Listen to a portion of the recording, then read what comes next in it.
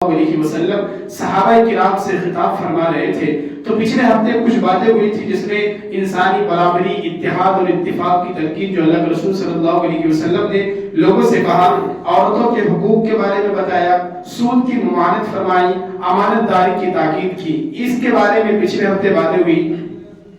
آج کی جو باتیں ہیں اس میں اللہ کے رسول صلی اللہ علیہ وسلم نے آخر میں دو باتیں کی تھی۔ ایک تو یہ فرمایا وَاعْتَصِمُوا بِحَبْلِ اللَّهِ جَمِيعًا وَلَا تَفَرَّقُوا کہ اللہ کی رسی کو مضبوطی سے تھامے رکھو اور آپس میں اختلاف مت کرو۔ تو اللہ کی رسی کیا ہے؟ اللہ کے رسول صلی اللہ علیہ وسلم نے اس خطبے میں فرمایا کہ دیکھو میں نبی آخری نبی ہوں، میرے بعد کوئی نیا نبی آنے والا نہیں ہے، یہ دین آخری دین ہے، شریعت آخری شریعت ہے، اور میں جو چیز تمہارے درمیان میں چھوڑ کر جا رہا ہوں تم اسے مضبوطی سے پکڑنا، اس پر عمل کرنا۔ تو کیا چیز اللہ کے رسول صلی اللہ علیہ وسلم چھوڑ کے گئے؟ کتاب اللہ، سنت رسول اللہ، کہ اللہ تبارک و تعالیٰ کا جو کتاب ہے، جو قرآن مجید ہے، جو اللہ کے رسول صلی اللہ علیہ وسلم پر نازل ہوا، اور دوسری جو سنت رسول اللہ، جو اللہ کے رسول صلی اللہ علیہ وسلم کی حدیث ہے، ان باتوں کو مضبوطی سے پکڑے رہنا۔ اب دیکھیں اس بات میں پورا جو دین اسلام ہے، پورا جو شریعت ہے، اللہ کے رسول صلی اللہ علیہ وسلم نے ایک جملے میں فرما دیا کہ دیکھو کتاب اللہ اور سنت رسول اللہ کو مضبوطی سے پکڑے رہنا، یہ تمہارے لیے نجات کا ذریعہ بنے گا۔ اس کتاب اللہ اور سنت رسول اللہ میں پورا دین اسلام آ گیا۔ ہمارا رہنا، ہمارا اٹھنا، ہمارا بیٹھنا، ہمارا کھانا، ہمارا چلنا، ہمیں کس طریقے سے بات کرنی ہے، لوگوں سے کس طریقے سے ملنا ہے، سارا جو نظام ہمارے سامنے بتائی جاتی ہے، قرآن و حدیث کے مطابق جو سنایا جاتا ہے، وہ ساری باتیں اس کے اندر آتی ہیں۔ کیونکہ ہم جس دین پر عمل کرتے ہیں وہ یا تو کتاب اللہ میں ہے یا سنت رسول اللہ میں ہے۔ ہم جس نماز کو پڑھتے ہیں، جس قرآن کو پڑھتے ہیں، جس حدیث پر ہم عمل کرتے ہیں، ہم اگر لوگوں سے باتیں کرتے ہیں، حسن کلامی کے ساتھ بات کرتے ہیں، ہم لوگوں کے درمیان میں پیار محبت سے بات کرتے ہیں، ہم لوگوں سے جب بھی ملتے ہیں اچھائی کے ساتھ ملتے ہیں، ہم جب لوگوں سے ملاقات کرتے ہیں السلام علیکم ورحمۃ اللہ کہتے ہیں، ہم جب لوگوں کے مجلس میں جاتے ہیں سلام کرتے ہیں، ادب کے ساتھ جس جگہ پر جگہ خالی ہو وہاں پر بیٹھتے ہیں، تو یہ ہماری زندگی کا جتنے بھی روٹین ہے، جتنے بھی ہماری زندگی کا کام ہے، سارے کام، سارے اعمال جسے ہم دین سمجھ کر، ثواب سمجھ کے کرتے ہیں، اس کو اللہ اور اس کے رسول صلی اللہ علیہ وسلم نے ہمیں کرنے کا حکم دیا۔ یہ ساری باتیں اللہ کے رسول صلی اللہ علیہ وسلم کی اس فرمان میں آیا کہ کتاب اللہ اور سنت رسول اللہ پر عمل کرنا ہے اور اس کو مضبوطی سے پکڑے رہنا ہے۔ تو اللہ کے رسول صلی اللہ علیہ وسلم نے یہ خطبہ دیا، اور آخری بات جو بیان فرمائی، اللہ کے رسول صلی اللہ علیہ وسلم نے لوگوں سے کہا کہ لوگوں مجھے اس بات کی گواہی دو، کیا میں نے تم تک دین کو پہنچایا ہے؟ یعنی اللہ کے رسول صلی اللہ علیہ وسلم نے حجۃ الوداع کے موقع پر جو آخری نصیحت تھی، جو آخری عہد تھا، جو آخری گواہی تھی، جو صحابہ کرام کی مقدس جماعت سے لے رہے تھے، جو 1,00,000 سے زیادہ کی مجمع کے اندر، اور اس مجمع کے اندر اللہ کے رسول صلی اللہ علیہ وسلم نے یہ کہا کہ لوگوں مجھے بتاؤ کیا میں نے تم تک دین کو پہنچایا ہے یا نہیں پہنچایا ہے؟ صحابہ کرام نے اکٹھے ہو کر، ایک جماعت ہو کر، ایک آواز ہو کر، بلند ہو کر کہا کہ اللہ کے رسول صلی اللہ علیہ وسلم آپ نے ہم تک دین کو صرف پہنچایا نہیں ہے بلکہ آپ نے ہمارے دین کا حق ادا کر دیا ہے۔ آپ نے ہمیں سونے سے لے کر اٹھنے تک، اٹھنے سے لے کر پھر سونے تک زندگی کے جتنے مراحل ہیں، جتنے حالات ہیں، جتنے رویے ہیں، جتنے طریقے ہیں، اللہ کے رسول صلی اللہ علیہ وسلم آپ نے ہمیں ساری باتوں کا علم دیا، ساری باتوں کا طریقہ ہمیں سکھایا ہے۔ آپ نے صرف ہم تک دین کو پہنچایا نہیں ہے بلکہ آپ نے دین کا حق ادا کر دیا ہے۔ اللہ کے رسول صلی اللہ علیہ وسلم نے اللہ کی طرف آواز اٹھا کر کہا اللہم اشہد، اللہم اشہد، اللہم اشہد، اے اللہ آپ گواہ رہیے، یہ امت مسلمہ، یہ صحابہ کرام کے مقدس جماعت اس بات کی گواہی دے رہی ہے کہ میں نے ان تک دین کو پہنچا دیا ہے، میں نے ان تک دین کو پہنچا دیا ہے۔ پھر آگے اللہ کے رسول صلی اللہ علیہ وسلم نے ایک جملہ کہا بلغوا عنی ولو آیا، اے ایمان والو میں نے تم تک تو دین کو پہنچا کر تمہارا حق ادا کیا، میں نے اپنا حق ادا کیا۔ اللہ نے جو میری ذمہ داری دی تھی نبوت کی، وہ نبوت کی اعمال، وہ علم ہم نے تم تک پہنچایا ہے۔ بلغوا عنی ولو آیا، اے مسلمانوں اب تمہارے اوپر ذمہ داری بنتی ہے، تمہارا اخلاقی فریضہ بنتا ہے، کیونکہ تم نے کلمہ پڑھا ہے لا الہ الا اللہ محمد رسول اللہ، اس نسبت سے، اس مناسبت سے اب تمہارے اوپر ذمہ داری بنتی ہے کہ میں نے جو دین کی باتیں، میں نے جو قرآن و حدیث کا علم تمہیں دیا ہے، اب تمہاری ذمہ داری بنتی ہے کہ تم ان لوگوں تک اس دین کو پہنچاؤ جن لوگوں تک یہ دین نہیں پہنچا ہے، ان لوگوں تک اللہ کے قرآن اور نبی کی سنت کو، نبی کی سیرت کو، نبی کی حدیث کو پہنچاؤ جن لوگوں تک اللہ کا احکام نہیں پہنچایا ہے۔ صحابہ کرام وہاں سے نکلے اور ساری دنیا میں کونے کونے میں پھیل گئے۔ ہندوستان کے بارے میں ہم نے اور آپ نے سنا ہے، کہتے ہیں کہ ہندوستان میں سب سے پہلے دین کو کس نے لایا، تو ایک نام آتا ہے محمد بن قاسم کا، کہ انہوں نے سب سے پہلے سندھ کی سرزمین پر حملہ کیا، وہاں سے دین کو پھیلایا۔ بلکہ یہ صحیح نہیں ہے، بلکہ صحیح بات یہ ہے سب سے پہلے جو ہندوستان کی سرزمین پر دین آیا وہ کیرل کی سرزمین پر آیا، اور وہاں پر صحابہ کرام کی مقدس جماعت تجارت کرنے کے ارادے سے آئی تھی، انہوں نے آ کر ہندوستان کے اندر دین کو پھیلایا۔ تو صحابہ کرام کو جب اللہ کے رسول صلی اللہ علیہ وسلم نے کہا کہ جاؤ تم ان لوگوں تک دین کو پہنچاؤ جن تک دین نہیں پہنچا ہے، صحابہ کرام اسی وقت نکلے اور سارے اپنے اپنے حیثیت کے مطابق، اپنی اپنی طاقت کے مطابق، اپنے اپنے استطاعت کے مطابق، جس کو جہاں تک جانا تھا، جس طرف جنہوں نے رخ کیا، اپنی قبریں، اپنی زندگی ادھر ہی کھپا دی۔ ہم بھی مسلمان ہیں، ہم بھی نبی کی امتی ہے، ہم بھی نبی کے کلمے پڑھنے والے ہیں۔ نبی کی حدیث جو 1400 سال پہلے تھی وہ آج بھی ہمارے لیے وہی حکم رکھتی ہے۔ ہم بھی نبی کا کلمہ پڑھا ہے، وہ صحابہ کرام نے بھی نبی کا کلمہ پڑھا، انہوں نے اللہ کے رسول صلی اللہ علیہ وسلم کی دین کو ساری دنیا میں پھیلایا۔ اب یہ دین ہم تک آیا ہے، ہماری ذمہ داری بنتی ہے۔ اللہ کے رسول صلی اللہ علیہ وسلم نے جو 1400 سال پہلے کہا تھا بلغوا انی ولو آیا، اگر ایک آیت ہو، اگر ایک باتیں ہو، اگر ایک کوئی سنت ہو، اگر کوئی ایک حدیث ہو تم تک پہنچے تو تمہاری ذمہ داری بنتی ہے تم ان مسلمانوں تک پہنچاؤ جن تک یہ دین نہیں پہنچا ہے۔ تو اللہ کے رسول صلی اللہ علیہ وسلم نے حجۃ الوداع کے موقع پر جو آخری نصیحت کی تھی امت مسلمہ کو یہی تھی کہ یہ دین جو میں نے تم تک پہنچایا ہے اب تمہاری ذمہ داری بنتی ہے تو ان لوگوں تک دین کو پہنچاؤ جن تک دین نہیں پہنچا ہے، چاہے وہ کوئی بھی ہو، چاہے مسلمان ہو یا غیر مسلم ہو، یا پھر ہمارے آج غیر مسلموں کی تو دور کی بات ہے، ہمارے مسلمان بھائیوں میں کتنے ہمارے مسلمان بھائی ایسے ہیں جو کبھی نماز پڑھنے کے لیے مسجد نہیں آتے، پورے پورے سال گزر جاتا ہے کبھی مسجد آنے میں توفیق نہیں ہوتی۔ ہماری ذمہ داری بنتی ہے اللہ کے رسول کے حکموں کے مطابق، اللہ کے قرآن کے فرمان کے مطابق، یہ ہمارے اوپر اخلاقی فریضہ بنتا ہے۔ ہم دوسروں کو چھوڑے، کم سے کم ہم اپنے مسلمان بھائیوں کے پاس جا کر کے، مسلمان بھائی کے پاس جائے، اللہ اور اس کے رسول کے حکموں کو، اللہ اور اس کے رسول کے فرمان کو ان کو بتائے اور مسجد میں لائے۔ کم سے کم نہیں کچھ تو قرآن و حدیث نہ پڑھنے والا ہو، کم سے کم اتنا تو مسلمان بن جائے کہ وہ 5 وقت کا نماز پڑھنے والا بنے۔ یہ اسی وقت ہوگا جب ہم خود اپنے طور پر اپنی ذمہ داری سمجھ کر کے، ایسا نہیں ہے کہ جو دعوت والے ساتھی ہیں، جو تبلیغ والے ساتھی ہیں ان کی ذمہ داری بنتی ہے، نہیں، بلکہ ہر مسلمان کا اخلاقی فریضہ ہے۔ ہر مسلمان کو اپنی زندگی کے بارے میں جواب دینا پڑے گا، تم نے 50 سال کہاں گزاری تھی۔ ایسا نہیں ہے جو دعوت والے ساتھی ہیں ان کو جواب دینا پڑے گا، بلکہ نہیں، ہم بھی مسلمان ہیں، ہم نے بھی کلمہ پڑھا ہے، جو کلمہ ہمارے تبلیغ والے بھائی پڑھتے گئے ہم بھی وہی پڑھتے ہیں۔ یہ ہمارے اوپر ذمہ داری بنتی ہے۔ ایسا نہیں ہے کہ صرف تبلیغ والے کی ذمہ داری ہے، نہیں، ہر مسلمان کی ذمہ داری ہے۔ اگر آپ نے قرآن و حدیث کی ایک بات کو سیکھا ہے، ایک بات جانے گئے، آپ ان تک پہنچاؤ، ورنہ آپ کی زندگی کے بارے میں سوال ہوگا۔ تبلیغ والے بھائی اپنی زندگی کے بارے میں سوال دیں گے، ہم اپنی زندگی کے بارے میں سوال دیں گے، ہم نے 50-60 سال کی زندگی کہاں گزاری ہے، دین میں لگایا یا نہیں لگایا، اللہ کے رسول صلی اللہ علیہ وسلم کے حکموں کے مطابق اسلام پر چلے یا نہیں چلے، ہمیں نماز کا حکم دیا، ہم نماز پڑھے یا نہیں پڑھے،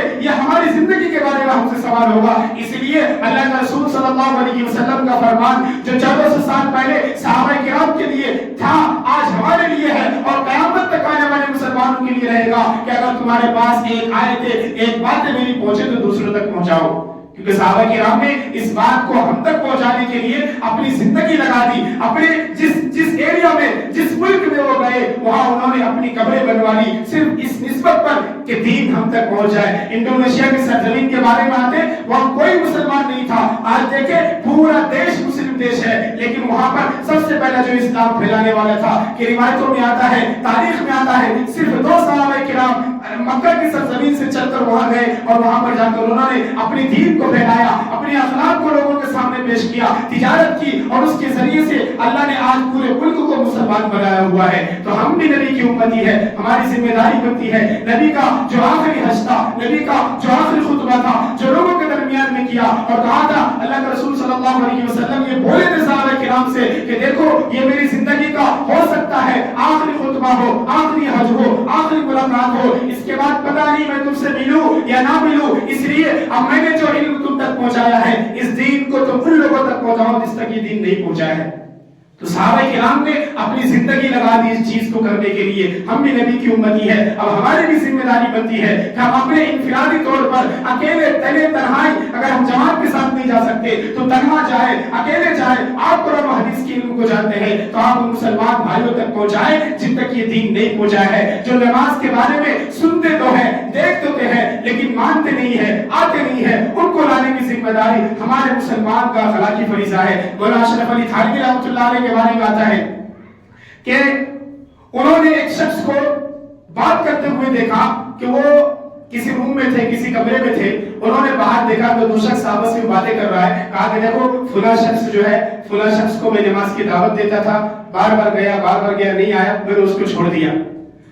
تو مولانا اشرف علی تھانوی رحمۃ اللہ علیہ نے باہر نکل کر اس شخص سے کہا کہ دیکھ میرے بھائی تم مسلمان ہے، تم نے کلمہ پڑھا لا الہ الا اللہ محمد رسول اللہ، تو دین پر چلنے والا ہے، تو 5 وقت کی نماز پڑھنے والا ہے، ہمیشہ مسجد سے جڑا رہتا ہے، ہمیشہ مسجد کو آباد کرتا ہے، تو نے اس کے پاس دین کی دعوت دینے گیا، تو اچھا کام کر رہا ہے، تو نیک کام کر رہا ہے، تو نے اپنے نیکی کام کرنے کو چھوڑ دیا۔ وہ شخص جس کے پاس تو گیا تھا وہ گنہگار ہے، نمازیں پڑھنے نہیں آتا، قرآن نہیں پڑھتا، حدیث نہیں پڑھتا، وہ تو اپنے کام پر اڑا ہوا ہے، وہ اپنے کام کو نہیں چھوڑتا، تو دین کا داعی ہے، دین پر عمل کرنے والا ہے، تو نے اس کے پاس جانا کیوں چھوڑ دیا؟ آج ہمارا بھی عمل یہی ہے، ہمارا بھی لائحہ عمل یہی ہے، ہم کسی مسلمان کے پاس اگر جائیں، کسی مسلمان کو دین کی دعوت دے، اگر وہ نہیں آئے ہم چھوڑ دیتے ہیں، ہم رک جاتے ہیں، ہم بدزن ہو جاتے ہیں، ہم کہتے ہیں کہ فلاں شخص نہیں آتا ہے۔ اللہ کے رسول صلی اللہ علیہ وسلم ایک جب ایمان کی دعوت دینے جاتے تھے کسی غیر مسلم بھائی کے پاس، کسی یہودی کے پاس جاتے تھے تو ایک ایک گھر میں 70 مرتبہ جاتے تھے۔ ہم بھی تو نبی کی امتی ہے، ہم 70 مرتبہ نہیں جا سکتے تو کم سے کم 5-10 مرتبہ تو جا ہی سکتے ہیں، کیونکہ میرے نبی نے فرمایا ہے تم دین ان تک پہنچاؤ جن تک دین نہیں پہنچا ہے۔ تو اللہ کے رسول صلی اللہ علیہ وسلم نے ان خطبات کے اندر امت مسلمہ کے لیے جو اہم پیغام دیے ہیں ان میں سے میں نے کچھ باتوں کا ذکر آپ کے سامنے کیا، اور اس کے بعد اللہ کے رسول صلی اللہ علیہ وسلم کی حدیث سے، اللہ کے رسول صلی اللہ علیہ وسلم کی سیرت سے ہمیں بہت سارے احکام ملتے ہیں، بہت سارے اپنی زندگی کو صحیح طریقے پر لانے کا جو ذریعہ بنتا ہے، جو طریقہ بنتا ہے، وہ اللہ کے رسول صلی اللہ علیہ وسلم کے فرمان کے مطابق اگر ہم چلیں گے ہماری زندگی میں سکون آئے گا۔ اگر رسول اللہ کے فرمان کے مطابق ہم عمل کریں گے ہماری زندگی میں اللہ تبارک و تعالیٰ اس فرمان کے پر عمل کرنے کی وجہ سے سکون دے گا۔ ورنہ آج دیکھیں کروڑوں لوگ ایسے لوگ ہیں جن کے پاس کروڑوں کی دولت ہے لیکن ان کی زندگی میں سکون نہیں ہے۔ سکون اگر چاہیے تو اللہ نے قرآن میں بھی کہا ہے، اللہ کے رسول صلی اللہ علیہ وسلم نے حدیث میں بھی اس بات کو بیان فرمایا ہے، اگر تمہیں سکون چاہیے، اگر اپنی زندگی میں تم چاہتے ہو راحت اور سکون والی زندگی گزرے تو تمہیں اللہ کے رسول صلی اللہ علیہ وسلم کے فرمان کے مطابق، اللہ کے احکام کے مطابق زندگی گزارنی پڑے گی۔ کیونکہ ہم اپنی زندگی میں دیکھیں، اگر آج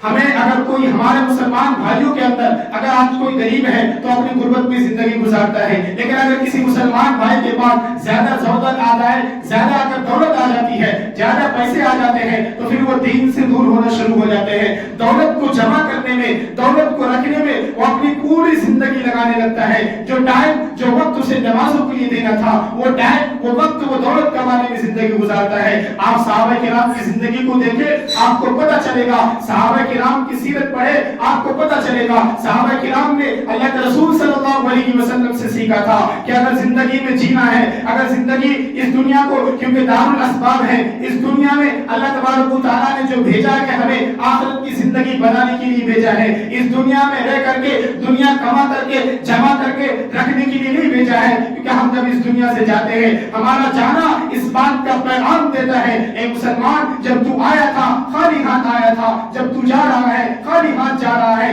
ذرا سوچ کہ تو نے زندگی میں کیا کمایا، ذرا سوچ کہ تو جب اس دنیا سے جا رہا ہے تب بھی تیرے پاس کچھ نہیں ہے، جب آیا تھا تب بھی تیرے پاس کچھ نہیں تھا، تو پھر تو دنیا میں آیا کیوں؟ تجھے دنیا میں آنے کا مقصد کیا ہے؟ جب خالی ہاتھ آیا تھا خالی ہاتھ جائے گا تو ایسی کون سی چیز ہے جس کے لیے تجھے اللہ نے اس دنیا دنیا میں بھیجا ہے؟ ایسی کون سی چیز ہے جس کی وجہ سے تو اس دنیا میں زندگی گزار رہا ہے؟ ہر مسلمان کو چاہیے اس بات کو سوچے کہ ہم دنیا میں کیوں آئے ہیں. ہمیں اللہ کے رسول صلی اللہ علیہ وسلم کے اللہ کے قرآن کے احکام کے مطابق زندگی گزارنی چاہیے. ورنہ صحابہ کرام کی زندگی کو دیکھیں. میں آپ کے سامنے اس سے پہلے ایک واقعہ بتایا تھا, میں پھر ذکر کر رہا ہوں. حضرت سعید بن عامر رضی اللہ تعالیٰ عنہ کا واقعہ ہے جو حضرت امیر المؤمنین حضرت عمر بن خطاب رضی اللہ تعالیٰ عنہ کے زمانے میں. یہ واقعہ بنانے کا مقصد یہ ہے کہ اگر ہمیں اللہ نے بڑا عہدہ دے دے یا ہمارے پاس جائیداد آ جائے, ہمارے پاس بہت زیادہ اللہ دولت دے دے, تو کبھی ہمیں اللہ کے در کو نہیں چھوڑنا چاہیے. کبھی بھی ہمیں اللہ کی رحمت سے,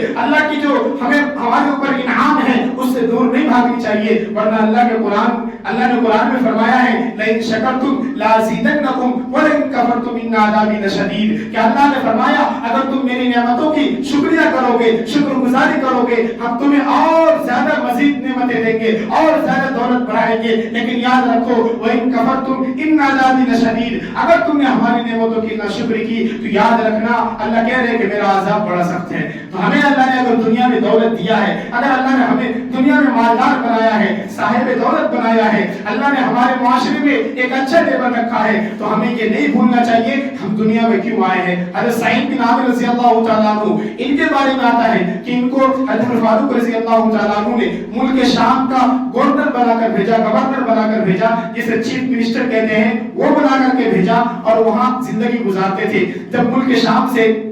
ایک وفد آیا, ایک جماعت آئی, تو حضرت فاروق رضی اللہ تعالیٰ عنہ کا یہ عمل تھا کہ جب بھی کسی جگہ سے, کسی علاقے سے کوئی ایک جماعت آتی تو ان سے ان کے علاقے کے بارے میں پوچھتے تھے کہ تمہارے علاقے کی حالت کیا ہے, تمہارے علاقے میں کیا چل رہا ہے, دین کے کام ہو رہا ہے یا نہیں ہو رہا, لوگ نماز پڑھنے آتے ہیں یا نہیں آتے, لوگوں کے ساتھ کیا معاملات ہیں. تو جب ملک شام کا ایک جماعت آئی اور آنے کے بعد حضرت فاروق رضی اللہ تعالیٰ عنہ کے پاس, تو حضرت فاروق رضی اللہ تعالیٰ عنہ نے ان سے کہا کہ دیکھو تمہارے یہاں کیسا ہے. انہوں نے ساری باتیں بتائی. کہا کہ دیکھو ایسا کرو, تمہارے جو ملک شام کے جس علاقے کا حضرت سعید بن عامر رضی اللہ تعالیٰ عنہ گورنر تھے, کہا کہ اس علاقے میں کتنے لوگ غریب ہیں, ان غریبوں کا میرے پاس نام دو. تو وہ شخص جو جماعت میں آیا تھا انہوں نے سارے غریبوں کا نام لکھا اور اس غریبوں کے نام میں سے ایک نام تھا حضرت سعید بن عامر رضی اللہ تعالیٰ عنہ. عمر فاروق رضی اللہ تعالیٰ عنہ نے اس طریقے سے نام پڑھنا شروع کیا. پڑھتے پڑھتے جب بیچ میں دیکھا تو سعید بن عامر رضی اللہ تعالیٰ عنہ کا نام ہے. عمر فاروق رضی اللہ تعالیٰ عنہ نے سوچا کہ نہیں یہ ہو سکتا ہے اسی نام کا کوئی اور شخص ہو. انہوں نے کہا کہ یہ جو بیچ میں نام ہے سعید بن عامر, یہ کون ہے؟ کہا کہ آپ نے جس کو گورنر بنا کر بھیجا ہے یہ وہی ہے جو ہمارا لیڈر ہے, ہمارا امیر ہے, وہ یہ غریبی کی حالت میں ہے. عمر فاروق رضی اللہ تعالیٰ عنہ نے پریشانی کے عالم میں سوچا کہ میں نے اس کو گورنر بنا کر بھیجا ہے, اگر وہ چاہے تو عیش و آرام والی زندگی جی سکتا ہے, اپنے پاس غلام رکھ سکتا ہے, اپنے پاس کام کرنے والا رکھ سکتا ہے, لیکن غریبوں کی لسٹ میں اس کا نام آیا ہے. عمر فاروق رضی اللہ تعالیٰ عنہ نے 1000 سونے کے سکے دیے اور کہا کہ یہ جانا اور اس کو دے دینا اور کہنا کہ اپنی غربت کو دور کرے اور گورنری کو جس طریقے سے چلا رہا ہے اچھے طریقے سے چلائے. تو وہ شخص آیا اور آنے کے بعد حضرت سعید بن عامر رضی اللہ تعالیٰ عنہ کو جب وہ 1000 سونے کا تھیلا دیا, جب انہوں نے اس تھیلے کو دیکھا تو دیکھنے کے بعد زور زور سے رونے لگے, چلانے لگے. اندر سے ان کی بیوی جب آواز سنی تو انہوں پریشان ہو گئے. کہا کہ کیا ہو گیا, آپ اتنے زور زور سے کیوں رو رہے ہیں, کیا ایسا ہو گیا کہ امیر المؤمنین کا اس دنیا سے پردہ فرما گئے ہیں یا پھر ایسا ہو گیا, یعنی کون سا حادثہ آ گیا ایسا کہ آپ زور زور سے چلا رہے. حضرت سعید بن عامر رضی اللہ تعالیٰ عنہ نے کہا کہ ہمارے گھر میں دنیا آ گئی ہے, یعنی غربت والی زندگی ہے. آگے آپ کو بتائیں گے کہ کیسی کیسی ان کے حالات ہے زندگی کا. انہوں نے کہا کہ ہمارے گھر میں